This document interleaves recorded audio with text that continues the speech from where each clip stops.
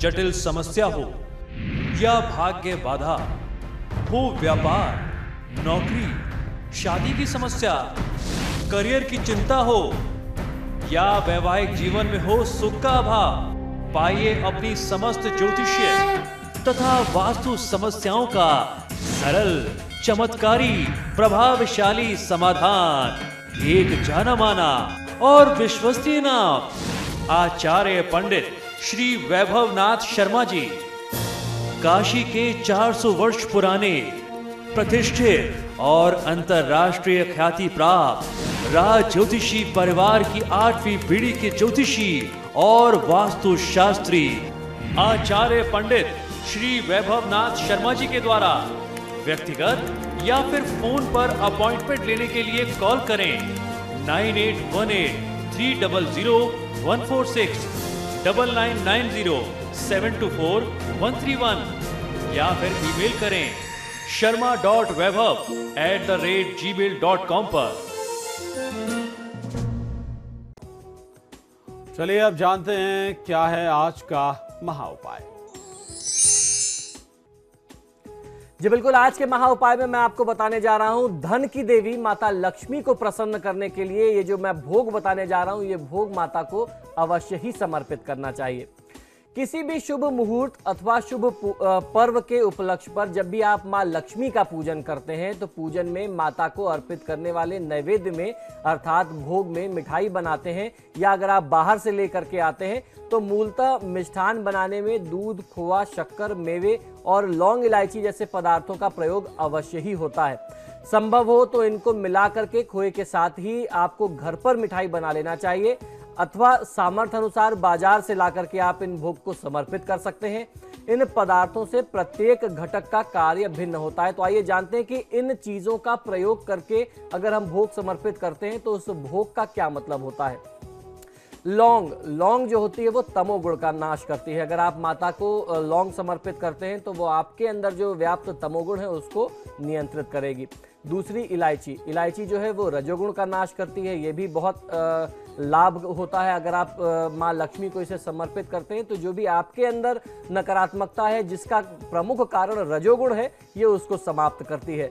दूध और शक्कर जो है ये सत्व गुण में वृद्धि करती है। तो सतोगुण में वृद्धि प्राप्त करने के लिए आपके विचार सात्विक रहें जिससे माँ लक्ष्मी आए तो आप उसका सही तरीके से इस्तेमाल कर सके, इसलिए दूध और शक्कर का प्रयोग करते हैं। ये सत्व गुण में वृद्धि करती है।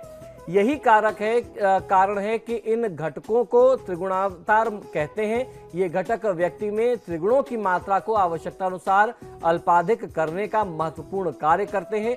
मेवे जो होते हैं, जो ड्राई फ्रूट्स होते हैं, मेवे अभिमान तथा ऐश्वर्य और उसके साथ साथ संपन्नता के प्रतीक होते हैं। इनको देवी को समर्पित करने से आपके अहंकार का नाश होता है और आपके सद्व्यवहार, संपन्नता और आपको ऐश्वर्य की प्राप्ति होती है। संपन्नता आती है, सद्व्यवहार, सद्विचार प्राप्त होता है। तो इस प्रकार से जब भी हम हमारे धर्मशास्त्रों में हमारे ऋषि मुनियों ने जो भी चीजें, जो भी विधान बनाए हैं उसके पीछे नियम बहुत है, बहुत सोच विचार, बहुत चिंतन मनन और बहुत सारे शोध करके उन्होंने ऐसे नियम और ऐसी चीजें बनाई हैं।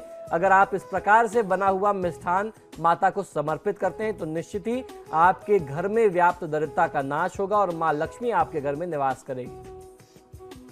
तो आशा करते हैं आपको तमाम जो जानकारी आज मिली उसका आप लाभ जरूर उठाएंगे और बहुत अहम बातें यहाँ पर पंडित जी ने भी बताई हैं। बहुत शुक्रिया पंडित जी इस कार्यक्रम में शामिल होने के लिए। धन्यवाद। बहरहाल हमारी इस पेशकश में बस इतना ही, दीजिए इजाजत, नमस्कार।